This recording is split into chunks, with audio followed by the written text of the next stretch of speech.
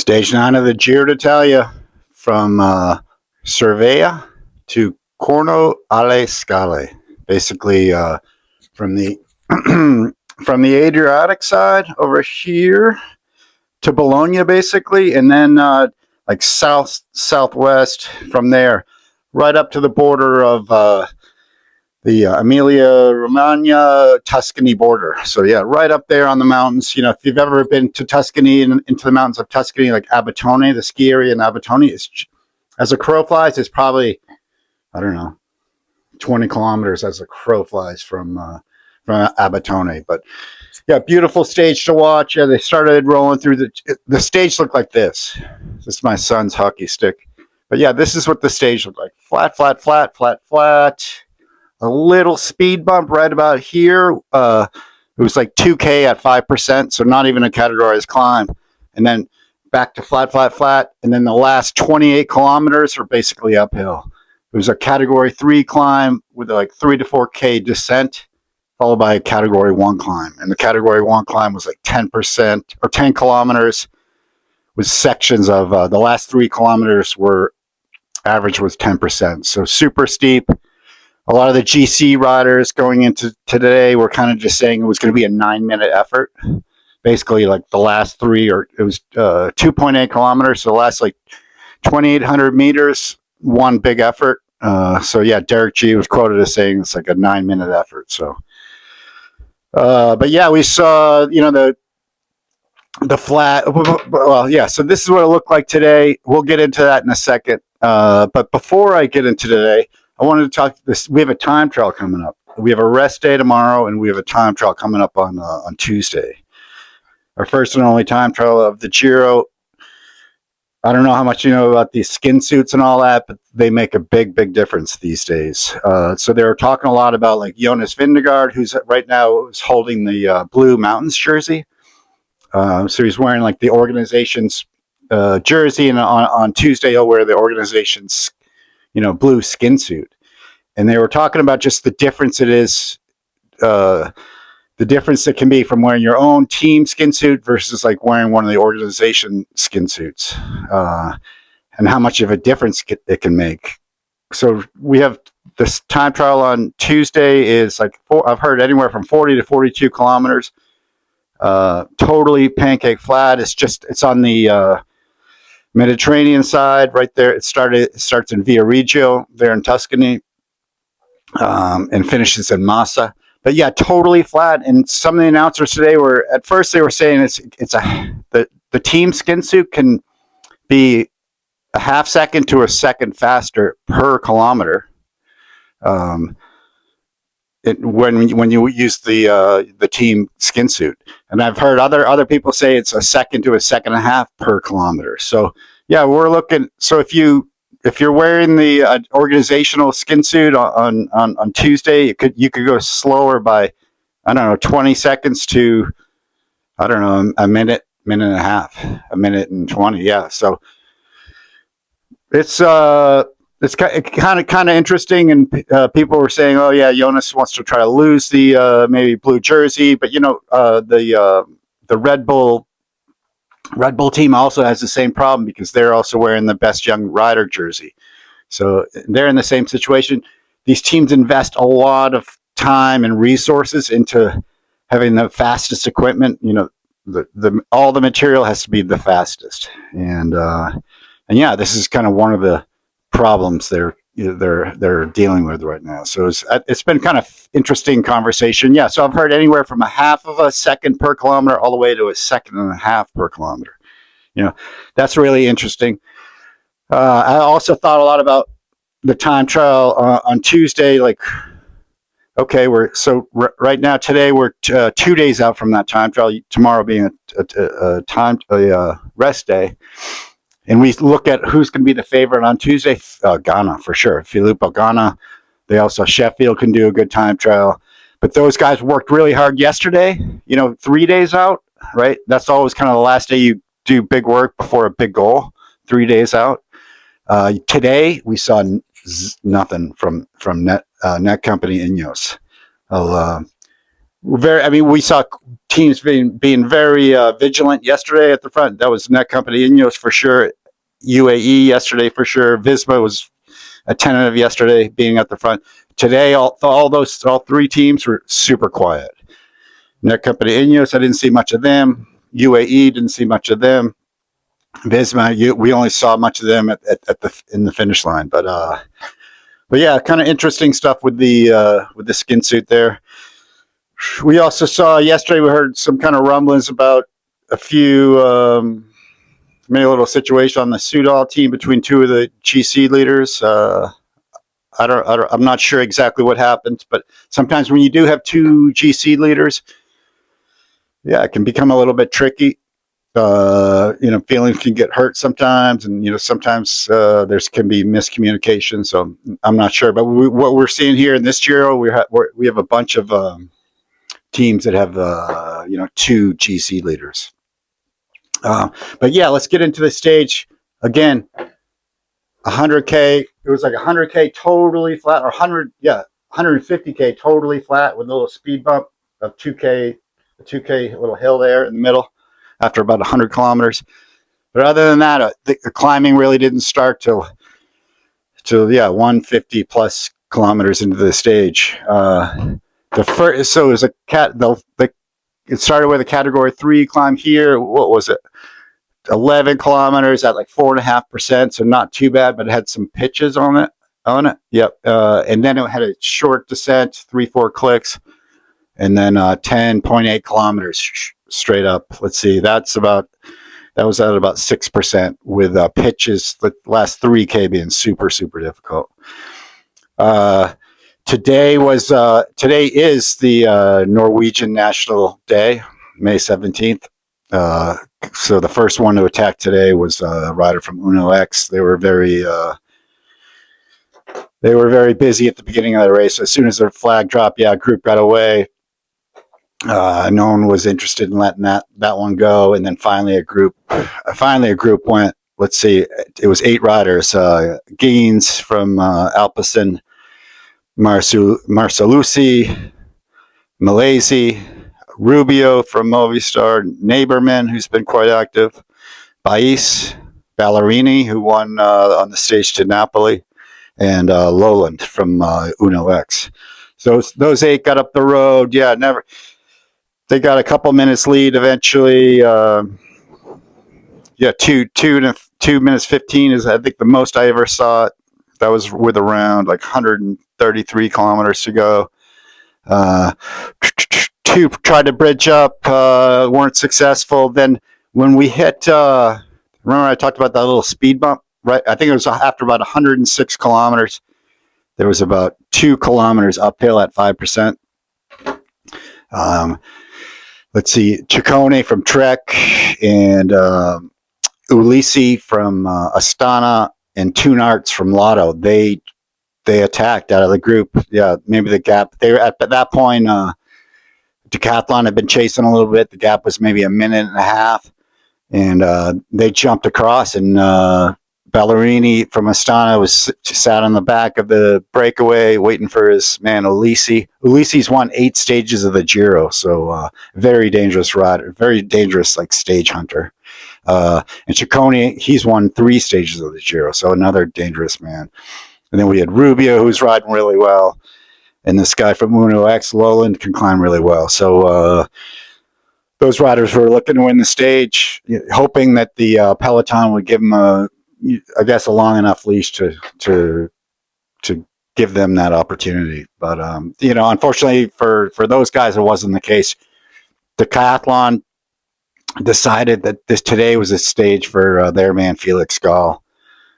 He's been riding really well. They said on the stage to Blockhouse, he actually rode faster than Vingegaard on the last 3 kilometers.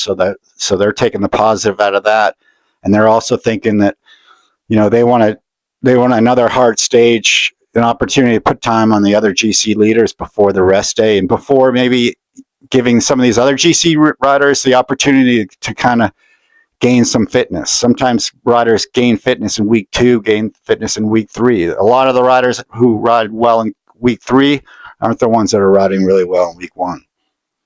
So yeah, they sensed an opportunity to maybe put some more time into the other contenders, and sure enough, that's what they did. They kept the breakaway in check.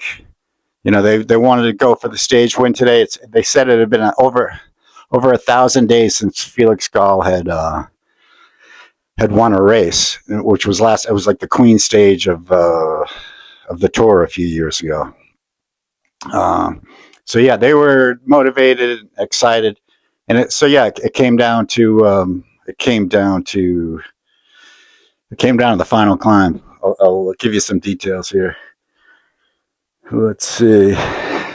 Yeah, 19 kilometers. Like on that category 3 climb, it was like from the peloton, it was Visma. They took over. Then Decathlon retook over, and then on the descent between the category 3 climb and the category 1 climb, yeah, Visma took over. Right. At that point, there was 5 in front. It was still Lorenzo Malesi, Rubio, Ulisi, Ciccone, and Toon Arts. Let's see, Rubio and Ciccone attacked that group, and he went alone for a second. Then Rubio came up to him. Eventually, he attacked Rubio and went alone. But yeah, at that with 5K to go, they had about a minute 39-second gap, and they've been working hard all day long, and the last 3K are so steep, so it wasn't looking good. Let's see. Oh yeah, Ciccone attacked Rubio for about 7.5 kilometers out. It was just at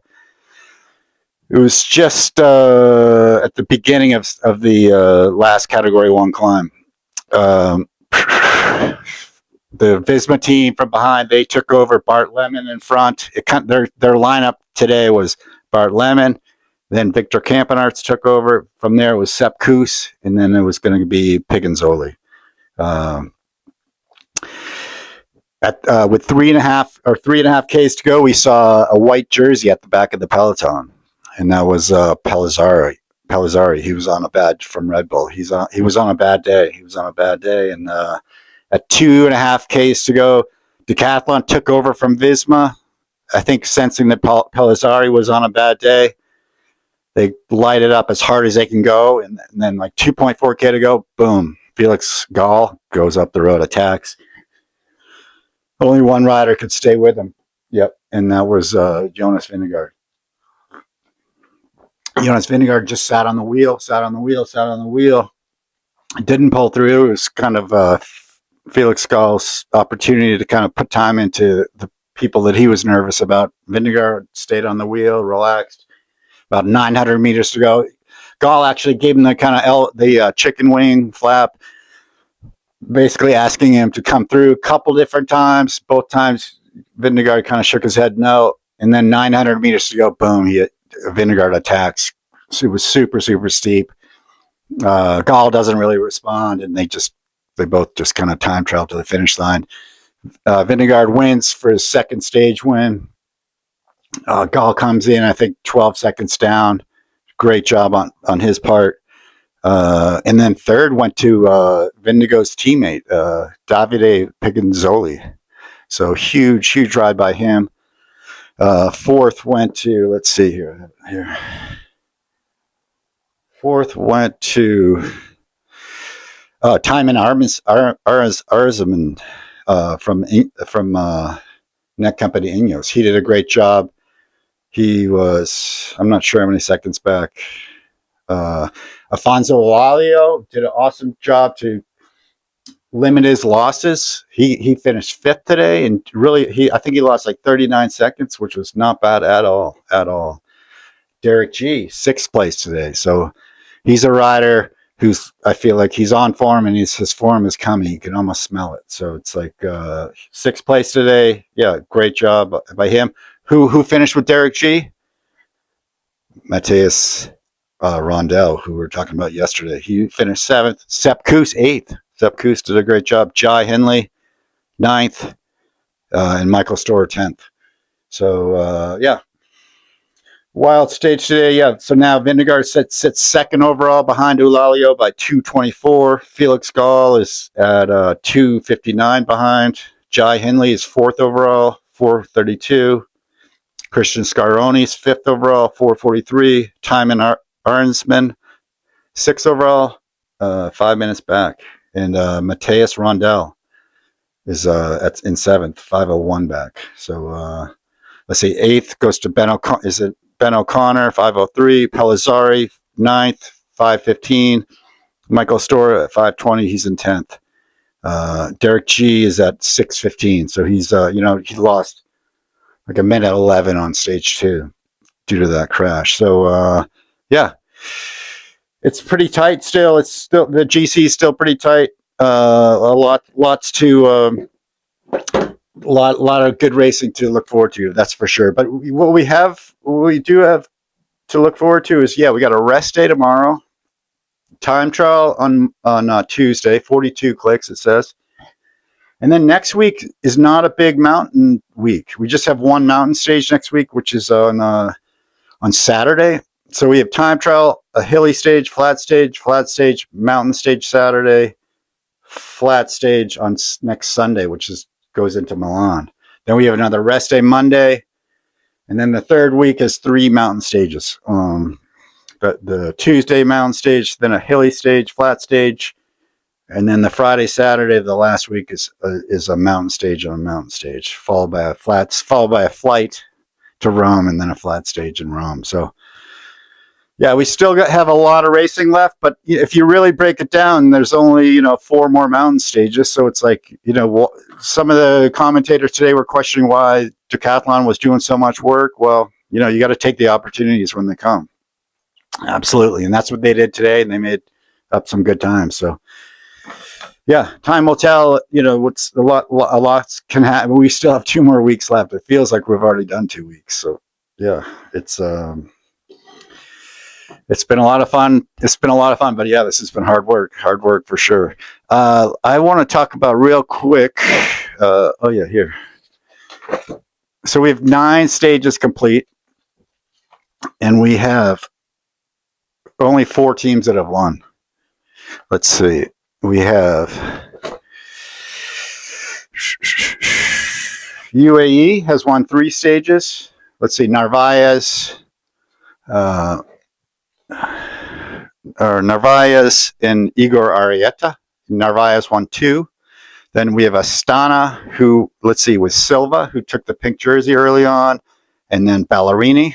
They've won 2 stages. Soudal has won 2 stages with Paul Magnier, the other French phenom, and then Visma now has won 2 stages with Jonas Vingegaard. So there's 23 teams in this race, and only 4 teams have won. So there's gonna be a lot of teams just itching to win. Ineos wants to win on Tuesday with Ghana, that's for sure. And lots of teams have something to prove, and so I think we're going to see a lot of breakaways in this second week, because there's a lot of opportunities. Or we have 3 flat stages, I guess, in the second week, so opportunities for sprint stages, and always opportunities on these sort of medium range stages for the break to go. But hats off to Giulio Ciccone. He tried to get in the breakaway right from the gun today with the help of some of his sprinting teammates. This guy Max Walscheid, he did a bunch of kind of lead outs for Ciccone to get in the break. But it never really worked out until that speed bump about 2/3 of the way through the stage. But he not only did he try really hard today, but even yesterday, I kind of noticed this in the GC results, and fortunately he talked about it this morning. But the finale yesterday, up down up down up down. We had those consecutive climbs, and then the last climb of the day, he does his work for teammate Derek G. And then he gets him in good position before one of those steep ramps. And then he sits up, throws out the anchor, and loses 4 minutes and 45 seconds. So normally he probably would have finished with that GC group, but he decided to kind of throw out the anchor, lose a bunch of time. Why did he do that? So he could go in the breakaway today. Because if you're too close on the GC, they're not going to let you go. So it was a good try by Ciccone. You know, I feel like he'll have other opportunities in these next 2 weeks. But I think most of Italy was hoping that he'd win today. That would have been neat to see. But yeah, it was just a little bit too much. A little bit, just a couple kilometers too far at this stage. But he almost did it. And yeah, and it'd be nice. We only have 4 teams that have won stages. So lots of other teams want to win. So I think that's it. Yeah. Enjoy your rest day tomorrow. We'll see you on Tuesday. Thanks for watching.